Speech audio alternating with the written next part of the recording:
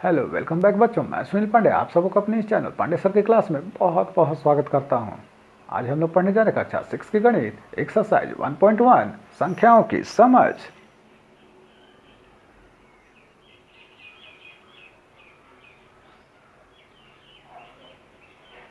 तो आइए शुरू करते हैं और सबसे पहले देखते हैं अंक। अंक जो है वह होंगे 0, 1, 2, 3, 4, 5, 6, 7, 8 और 9। यही हमारे अंक हैं जिसको मिलाकर हम संख्या बनाते हैं। वह संख्या 1 अंक की हो सकती है, 2 अंकों की, 3 अंकों की, 4 अंकों की, 5 अंकों की, 6 अंकों की, 7 अंकों की और क्रमशः बढ़ाते जाइए। जितने अंकों की आप संख्या लिखना चाहें लिख सकते हैं। उदाहरण के तौर पर संख्या जो है यहाँ पर दी गई है 19, 987, 54, 101, 4578। इन संख्याओं को अगर हम ध्यान से देखें और इन्हें व्यवस्थित करें, जैसे कि सबसे छोटी संख्या से प्रारंभ कर सबसे बड़ी संख्या तक व्यवस्थित कर हम उसे लिखें, तो इस प्रकार जो संख्या हमें प्राप्त होगी उस संख्याओं को हम कहेंगे आरोही क्रम की संख्या अथवा बढ़ते क्रम की संख्या। उदाहरण के तौर पर 19, 54, 101, 987, 4578। यहाँ हम ध्यान से देखें तो पाते हैं कि 19 जो कि सबसे छोटी संख्या है, उसके बाद उससे बड़ी संख्या, उसके बाद उससे बड़ी संख्या, उसके बाद उससे बड़ी संख्या, उसके बाद उससे बड़ी संख्या और अंततः सबसे बड़ी संख्या यहाँ प्राप्त होती है जो कि है 4578। तो इस प्रकार से क्रमबद्ध तरीके से लिखी गई संख्या जहाँ छोटी से बड़ी संख्या होते हुए अंततः सबसे बड़ी संख्या लिखते हैं, इस प्रकार के क्रम में लिखी गई संख्या को आरोही क्रम की संख्या कहते हैं।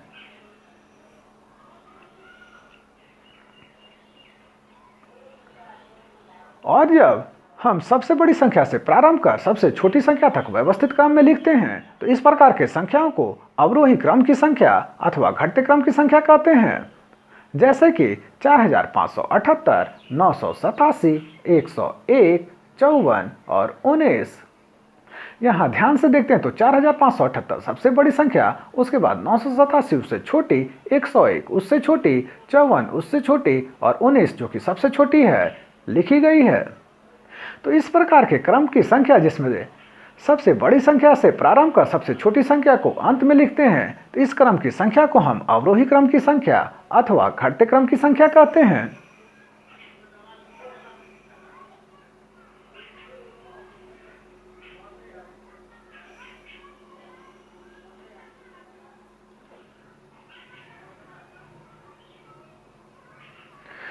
जैसा कि हम लोगों ने अंक को देखा, उन अंकों में एक अंक की सबसे बड़ी संख्या 9 थी। इसी प्रकार 2 अंकों की सबसे बड़ी संख्या 9 और 9 को मिलाने से जो संख्या हुई वह होगी 99।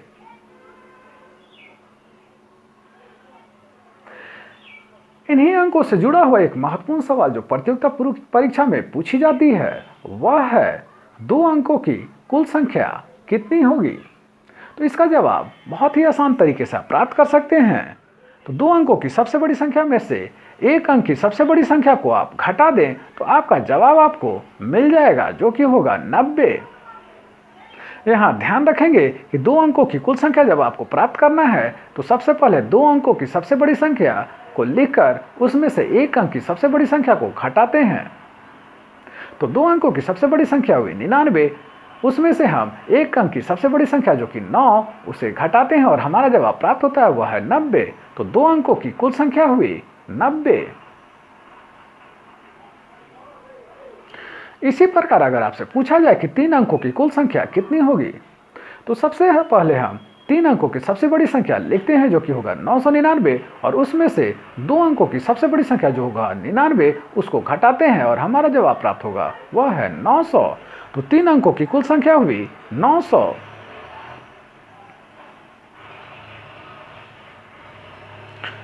इसी प्रकार का अगर आपको एक और सवाल पूछते हैं, वह है कि 7 अंकों की कुल संख्या कितनी होगी,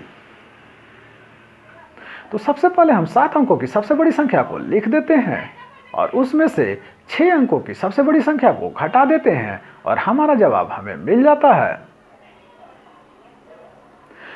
वह है 90 लाख। तो 7 अंकों की कुल संख्या हुई 90 लाख।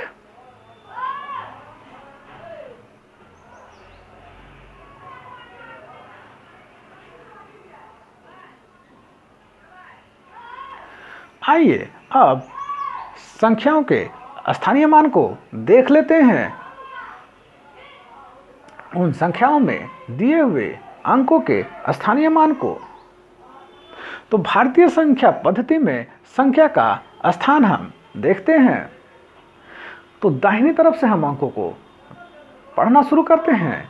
इकाई, दहाई, सैकड़ा, हजार, 10,000, लाख, 10 लाख, करोड़, 10 करोड़, अरब, 10 अरब और क्रमशः इस प्रकार बढ़ते चले जाते हैं।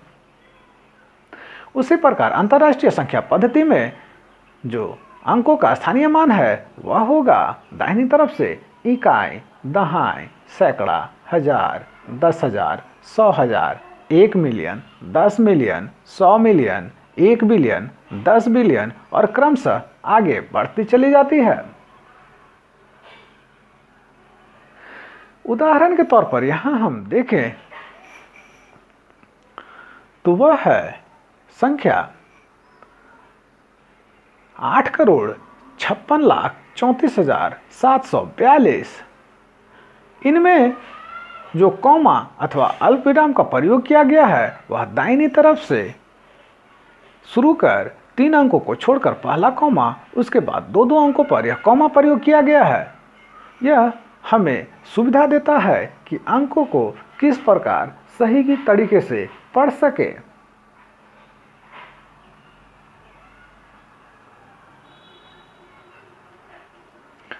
आइए अब हम लोग चलते हैं एक्सरसाइज पर। तो सबसे पहला क्वेश्चन है, रिक्त स्थानों को भरें।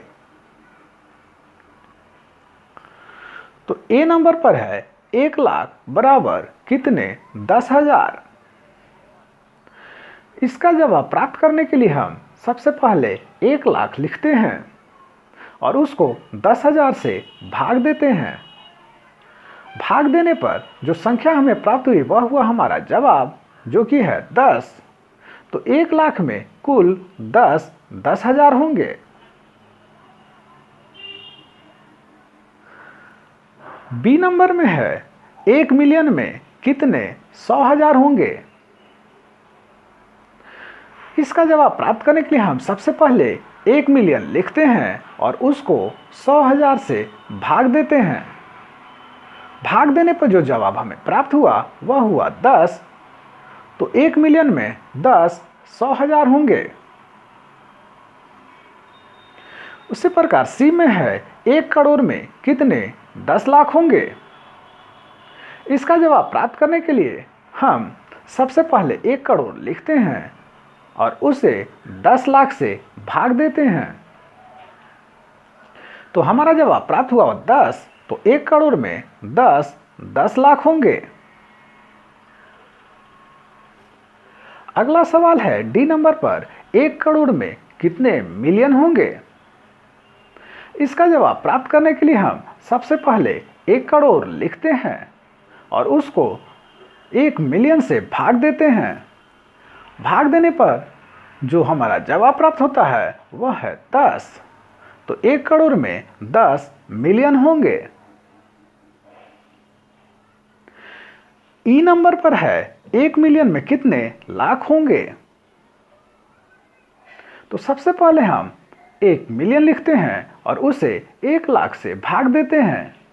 भाग देने पर जो हमारा जवाब प्राप्त हुआ वह हुआ 10। तो 1 मिलियन में 10 लाख होते हैं।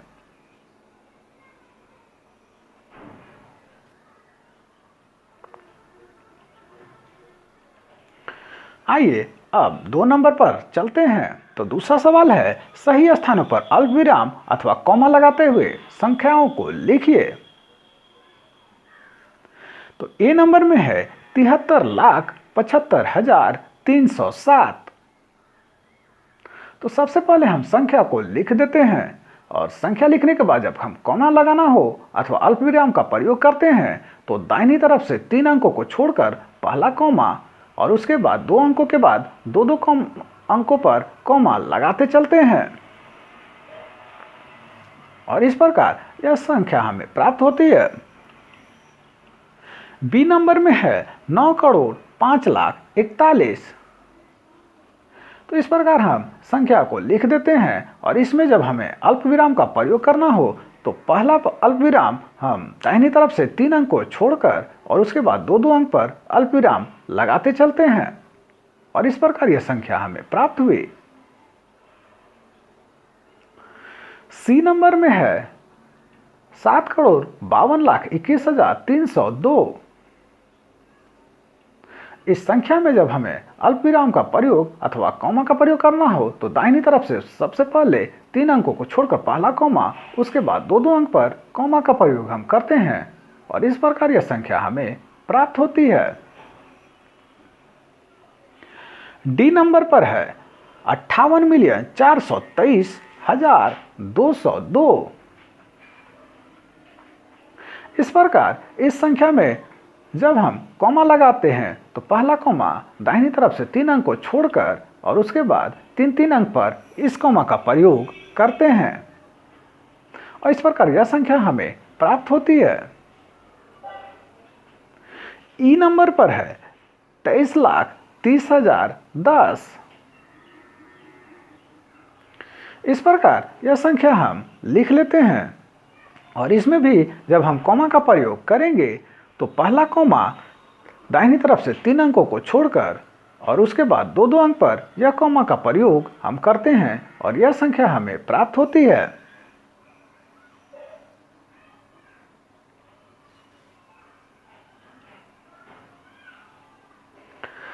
आइए अब चलते हैं तीसरे सवाल पर। निम्न संख्याओं को भारतीय संख्यांकन पद्धति एवं अंतर्राष्ट्रीय संख्यांकन पद्धति दोनों में उपयुक्त स्थानों पर अल्पविराम लगाते हुए लिखिए तथा उनके संख्या नाम भी लिखिए। तो ए नंबर पर है यह संख्या। तो जब हम इसे भारतीय संख्यांकन पद्धति में लिखते हैं तो इस प्रकार लिखते हैं और इसमें जब हमें कॉमा का प्रयोग करना हो तो हम दाहिनी तरफ से 3 अंक को छोड़कर पहला कॉमा और उसके बाद दो दो अंक पर यह कॉमा लगाते हैं और इस प्रकार जो संख्या प्राप्त हुई उसे जब हम पढ़ेंगे तो वह हुआ 8,75,95,762। इसी संख्या को जब हम अंतर्राष्ट्रीय संख्यांकन पद्धति में लिखेंगे तो इस प्रकार लिखते हैं।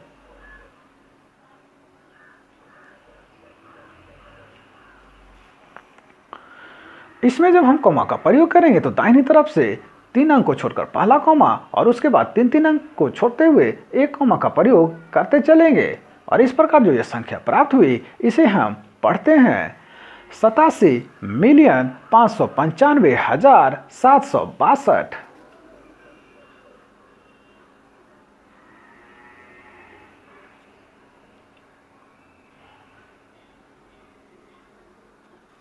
बी नंबर पर जो हमें संख्या मिली है वह है यह और इसे जब हम भारतीय संख्यांकन पद्धति में लिखेंगे तो इस प्रकार लिखते हैं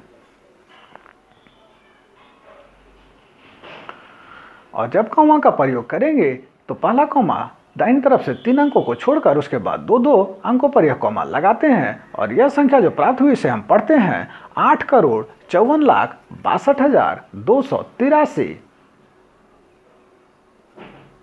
इसी संख्या को जब हम अंतर्राष्ट्रीय संख्यांकन पद्धति में लिखते हैं तो इस प्रकार लिखते हैं।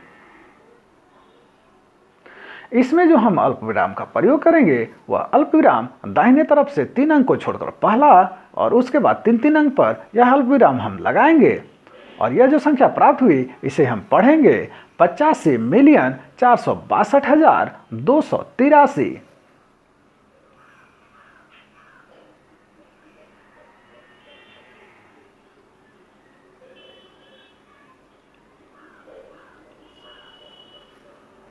यहाँ जो सी नंबर पर संख्या दी हुई है यह है, इसे जब हम भारतीय संख्यांकन पद्धति में लिखते हैं तो इस प्रकार लिखते हैं,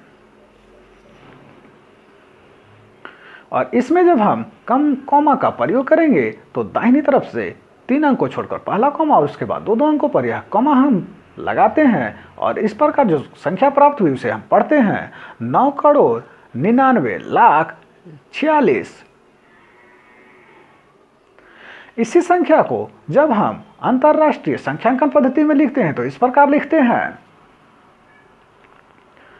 और जो संख्या प्राप्त हुई उसमें कॉमा का प्रयोग ध्यान रखेंगे कि पहला कॉमा दाहिनी तरफ से 3 अंक को छोड़कर उसके बाद 3 अंकों को छोड़ते हुए यह कॉमा हम लगाते चलते हैं, और इस प्रकार जो संख्या प्राप्त हुई उसे हम पढ़ते हैं 99,900,046।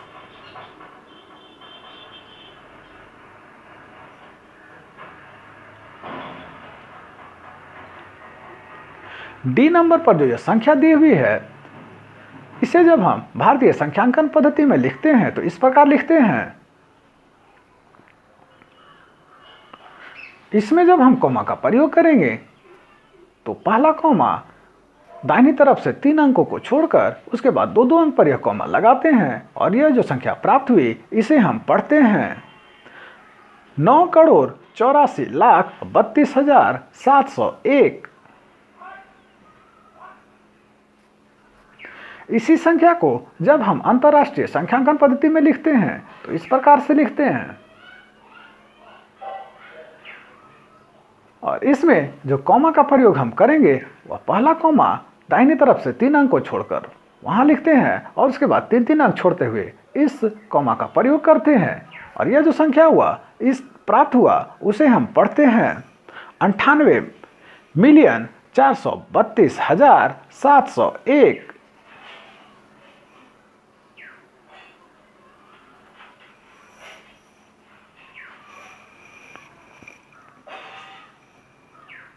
तो आप सबको हमारा प्रयास कैसा लगा हमें जरूर कमेंट कर बताएं। हमारे इस चैनल पांडे सर की क्लास को जरूर सब्सक्राइब करें और बेल बटन को दबाएं ताकि आने वाली वीडियो का नोटिफिकेशन आपको मिलता रहे। दूसरों के साथ इसे शेयर करें, और हाँ, लाइक करना तो बिल्कुल ना भूलें। आपका लाइक करना ही हमारी मेहनत का फल है। धन्यवाद, थैंक यू।